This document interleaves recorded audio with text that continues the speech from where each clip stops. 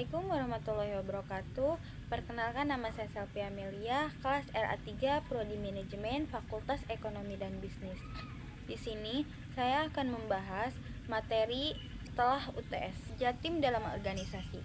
Kerja tim merupakan kegiatan yang dikelola dan dilakukan sekelompok orang yang tergabung dalam satu organisasi. Kerja sama tim juga merupakan suatu kemampuan untuk bekerja bersama dalam menuju visi dan misi bersama.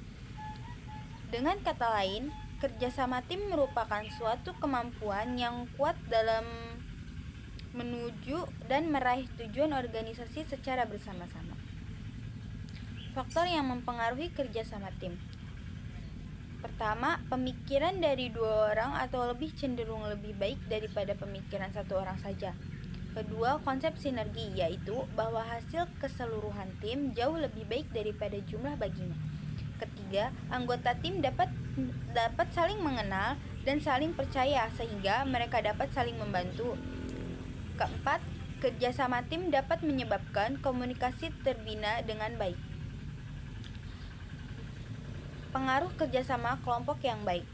Pertama, saling percaya. Kedua, ketertiban. Ketiga, realisasi diri. Keempat, saling ketergantungan. Alasan-alasan diperlukannya kerjasama dalam tim atau organisasi.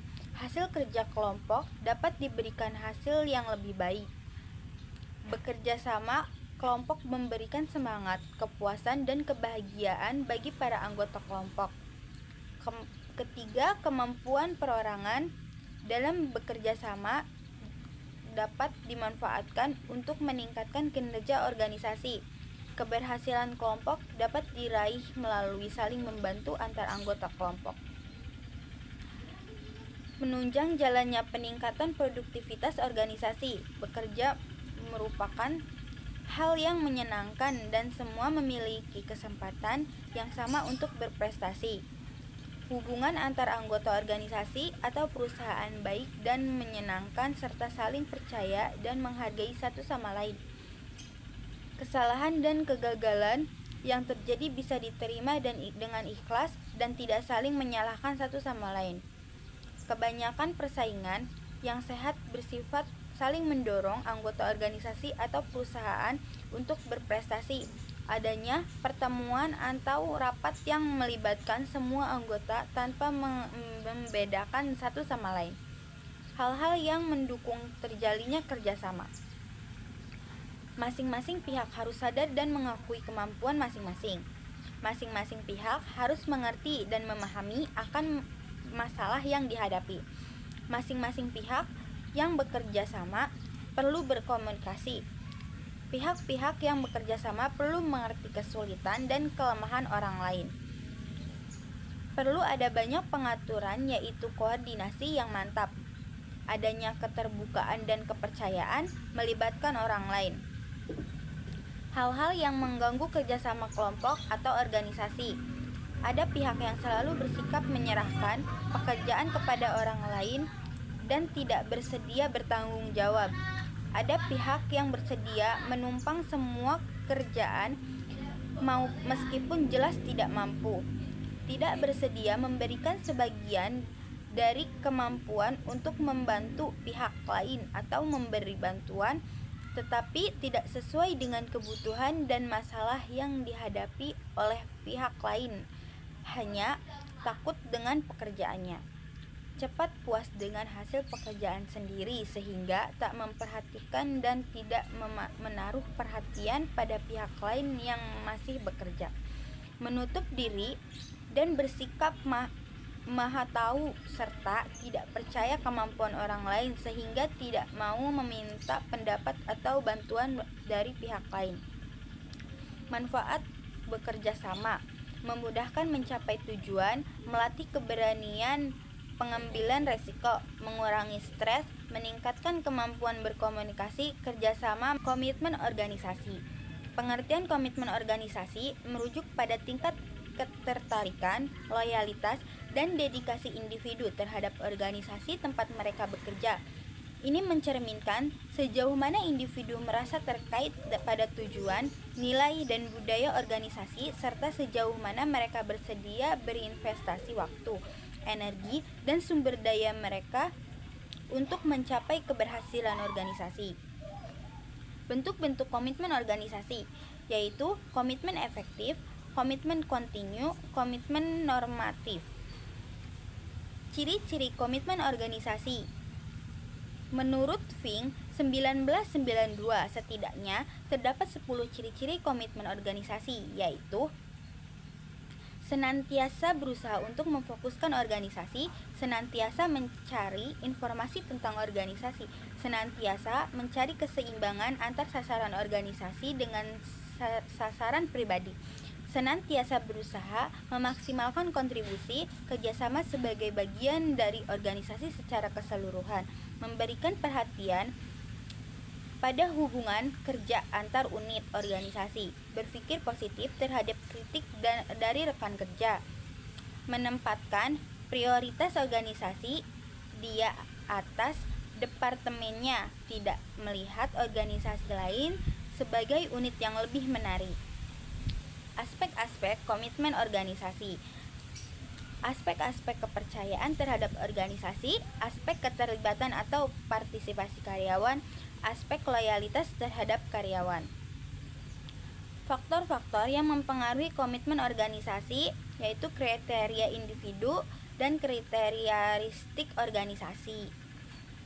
Kesimpulannya, komitmen organisasi adalah tingkat ketersediaan dan dedikasi anggota organisasi untuk mencapai tujuan bersama, memenuhi nilai organisasi. Komitmen organisasi dapat memiliki dampak positif pada kinerja dan keberlangsungan organisasi, serta meningkatkan kepuasan kerjasama dan retensi karyawan.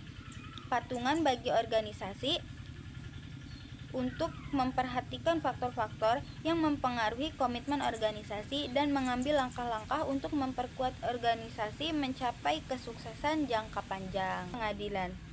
Definisi pengadilan. Pengadilan adalah suatu proses pengaturan aktivitas-aktivitas organisasi secara sistematis dan konsisten dengan ekspektasi yang terdapat dalam rencana, target, dan standar kinerja. Inti dari pengadilan adalah tindakan yang menyesuaikan operasi dengan standar yang telah diterapkan. Dasar pengadilan adalah informasi yang memiliki manajer. Pengadilan memiliki beberapa definisi, yaitu manajer bisnis. Pengadilan adalah serangkaian langkah atau prosedur yang dilakukan untuk memastikan bahwa suatu organisasi mencapai tujuan secara efektif dan efisien. Kedua, teknologi informasi. Pengadilan dalam konteks TI merujuk pada kebijakan, prosedur, dan maksisme keamanan yang diimplementasikan untuk melindungi informasi dan sistem komputer dari rencana dan risiko. Ketiga, keuangan. Pengadilan keuangan yang melibatkan tindakan yang diambil untuk memastikan akurasi, keandalan, dan kepatuhan dalam pelaporan keuangan serta perusahaan. Jenis-jenis pengadilan. Pengadilan yang efektif memerlukan informasi mengenai standar kinerja dan kinerja aktual serta tindakan yang diambil untuk mengoreksi secara penyimpangan. Adapun macam-macam pengadilan adalah internal control, pengadilan yang dilakukan oleh seorang atasan kepada bawahannya. External control, pemeriksaan yang dilakukan oleh instansi atau pejabat resmi dan dapat dilakukan secara resmi dan dapat dilakukan secara intern atau maupun eksternal. Pemeriksaan ini dapat dilakukan secara formal ataupun informal. Ketiga, formal kontrol, pemeriksaan yang dilakukan oleh instansi atau pejabat resmi dan dapat dilakukan secara internal maupun eksternal. Informal kontrol, penilaian yang dilakukan oleh masyarakat atas konsumen, baik langsung maupun tidak langsung. Proses dan cara pengadilan. Proses pengadilan dilakukan secara bertahap melalui langkah-langkah berikut. 1. Membentuk standar-standar pengadilan yang akan digunakan dasar mengukur pelaksanaan atas yang telah dicapai. Ketiga, membandingkan pelaksanaan atau hasil dengan standar yang membentuk penyimpangan jika bersedia melakukan tindakan perbaikan jika dapat menyimpangan agar pelaksanaan dan tujuan sesuai dengan rencana. Seseorang manajer harus mempunyai berbagai cara untuk memastikan bahwa semua fungsi manajemen dilaksanakan dengan hal yang dapat diketahui melalui proses kontrol atau pengawasan yang dilakukan sebagai berikut. 1. Pengadilan langsung pengawasan yang dilakukan sendiri secara langsung oleh seorang manajer. Kedua, pengawasan yang tidak langsung, pengawasan jarak jauh, artinya dengan melalui laporan yang diberikan oleh bawahan. Pengadilan berdasarkan pengecualian pengadilan yang dikhususkan untuk kesalahan-kesalahan yang luar biasa dan hasil atau standar yang diharapkan. Sifat atau waktu pengadilan. Sifat dan waktu pengadilan atau kontrol dibedakan atas. 1. Preventif kontrol pengadilan yang dilakukan sebelum kegiatan dilakukan untuk menghindari terjadinya penyimpangan-penyimpangan dalam pelaksanaannya. Kedua, represif kontrol pengendalian yang dilakukan setelah kejadian kesalahan-kesalahan dalam pelaksanaannya. Ketiga, pengadilan mendadak, pengawas yang dilakukan secara mendadak untuk mengelola konflik. Pengertian dasar konflik. Konflik merupakan suatu benturan atau perbedaan pendapat antara dua atau lebih pihak yang muncul karena adanya kepentingan, tujuan, dan nilai yang berbeda. Konflik juga merupakan suatu hal yang muncul secara alami yang diakibatkan karena perbedaan pendapat atau kepentingan dari berbagai konteks kehidupan manusia dan suatu organisasi. Konflik dapat timbul dari berbagai tingkatan, baik dalam hubungan antara pribadi, kelompok, ataupun organisasi. Tipe atau sumber konflik. 1. Perbedaan tujuan dan nilai. 2. Sumber daya yang langka. Ketiga, miskomunikasi. Keempat, kompetisi kekuasaan. Kelima, konflik kepribadian. 6. Sumber eksternal. Penyebab konflik dapat terjadi. Pertama, salah pengertian informasi berita yang tidak dikomunikasikan secara lengkap atau utuh dapat menimbulkan konflik. Kedua, perbedaan tujuan kinerja karena perbedaan nilai hidup yang dianut. Ketiga, perbedaan dan persaingan dalam hal fasilitasi kerja dan suatu jabatan yang terbatas. Keempat, masalah wewenang dan tanggung jawab. Kelima, penafsiran yang berbeda atas suatu hal, perkara, dan peristiwa yang sama. Keenam, kurang kerja sama antar pegawai dengan pimpinan dapat menyebabkan hasil dari kerja tidak optimal. Ketujuh, tidak menaati tata tertib yang berlaku bagi semua anggota organisasi. Kedelapan, usaha untuk menguasai dan merugikan, pelecehan pribadi dan kedudukan. 9. Perubahan dalam sasaran dan prosedur. Ke-10, kerja. Strategi utama mengelola konflik. Pertama, disiplin. Kedua, pertimbangan pengalaman dalam tahapan kehidupan. Ketiga, komunikasi. Keempat, mendengarkan secara aktif.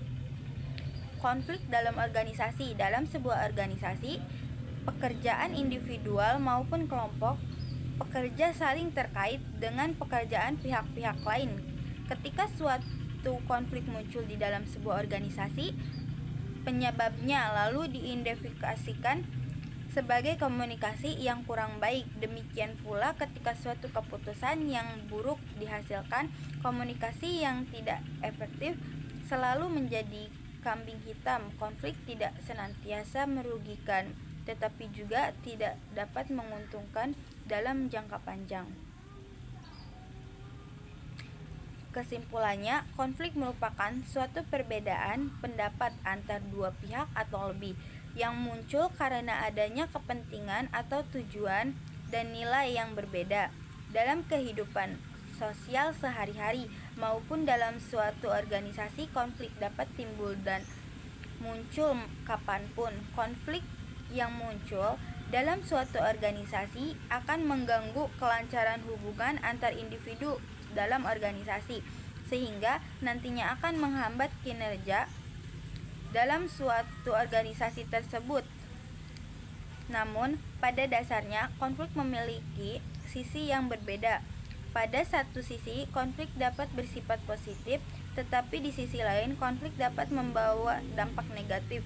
Penyelesaian setiap konflik tergantung pada cara setiap manusia mengelolanya. Teknologi informasi. Teknologi informasi atau dalam bahasa Inggris information technology terus berkembang dan memiliki pengaruh besar dalam kehidupan manusia. Tak hanya sebagai pelengkap, teknologi informasi bahkan sudah seperti sistem dalam setiap aktivitas manusia. Contoh paling gampang adalah penggunaan handphone atau HP yang perkembangannya sangat pesat. Pada awal tahun 2000-an, HP kebanyakan masih digunakan untuk telepon dan SMS. Akhir 2000-an sudah ramai HP BlackBerry dan disusul HP Android dan iOS, hingga bisa digunakan untuk transaksi keuangan.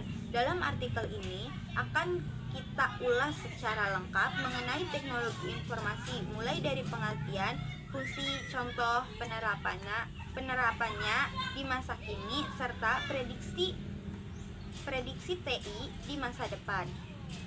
Kesimpulannya, teknologi informasi atau TI mencakup semua perangkat keras dan perangkat lunak komputer yang digunakan untuk menciptakan, penyimpanan, memproses, mengamankan, dan mengkomunikasikan informasi. Beberapa komponen utama TI antara lain komputer, internet, perangkat seluler, jaringan, database, serta aplikasi dan sistem perangkat lunak.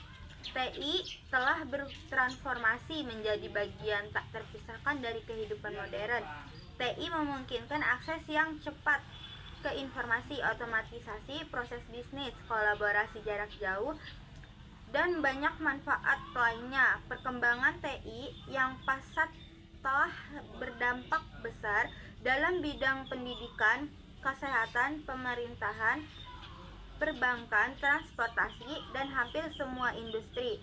Di masa depan, peran TI diperkirakan akan semakin dominan dalam kemajuan teknologi seperti kecerdasan buatan, Internet of Things, komputasi awan, dan analisis data besar. Inovasi dalam bidang TI akan terus berlanjut untuk membawa manfaat yang lebih baik dari kemanusiaan.